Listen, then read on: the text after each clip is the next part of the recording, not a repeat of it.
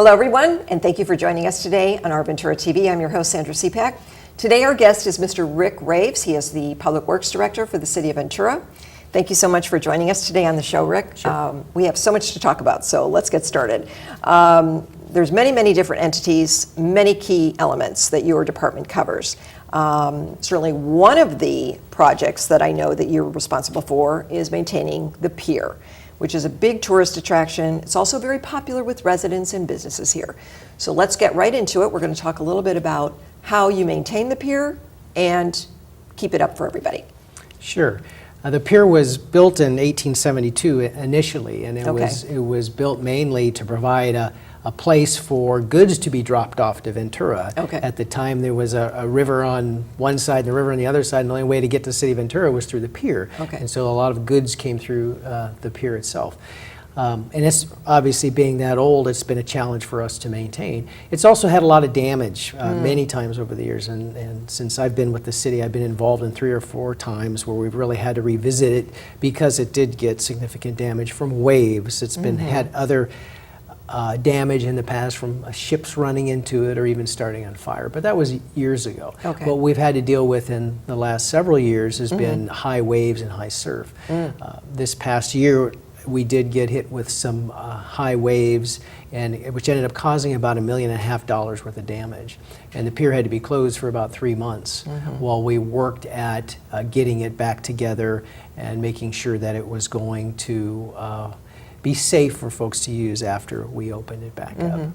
And where does the funding come from for that? That's a big undertaking to maintain that pier to the standards that you want and for people to enjoy for many generations to come. So let's talk about the funding a little bit too. Absolutely. We get about $87,000 a year of funding for that, and it's due to a partnership we have with the Pier Into the Future Foundation.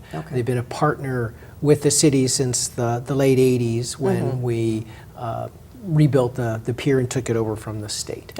And they've been a great partner to have, and we use an endowment they have and the interest off that to provide annual maintenance funding for the pier. Unfortunately, it is far short of really what we need to do for the pier. If we have a catastrophic damage like from waves, or El Nino or any of that, we do have what's called wave wash insurance. We do have an insurance on the pier. We have to come up with the first $100,000 deductible, and then the insurance will kick in and pay for the difference for the $1.5 million to repair the pier. Yeah, because I mean, when you do have a major repair to the pier, I mean, we're talking $400,000 to $700,000 in repair costs from past, problems.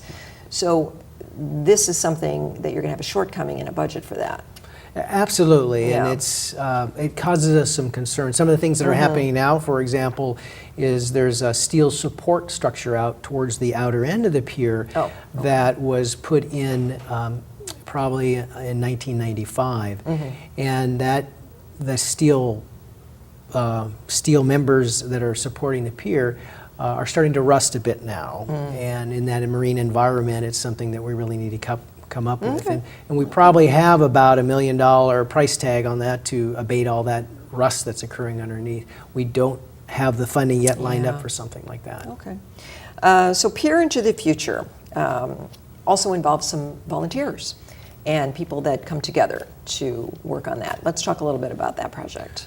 As I indicated, they're a great group to work with, and they've been getting together since the pier was taken over from the city. They've raised a lot of funding for us, not only to do the maintenance, but also to do some of the work we did initially to help repair the pier. That's a big partnership. Yes. When you have damage from storms and that type of thing, how does that affect your work and bringing teams over there? Do you have to take from other departments to compensate, or because when you've got a major structure like that that needs attention, do you have enough people to cover all that and do all that? Well, we don't, and what we do, depending on the situation, we look for the expertise to take care of. And whether we're talking about damage on the pier or damage with erosion, we had another issue with erosion along the promenade, where we had to run out in emergency and get large rock to help support the promenade so that wouldn't wash away. We have to take engineers or other technical people away from other things they're doing in their normal work to come out and respond to those emergencies. In some cases, we'll go hire the expertise we need and bring somebody in from the outside, but that generally costs more money than it would to have our own staff working on it. Good. Well, thank you so much for your great information for everybody here. So I thank you for joining us on the show today. Sure. My pleasure. And I'd like to thank all of you for joining us, and I look forward to seeing you next time. I'm Sandra Siepak. Bye-bye, everyone.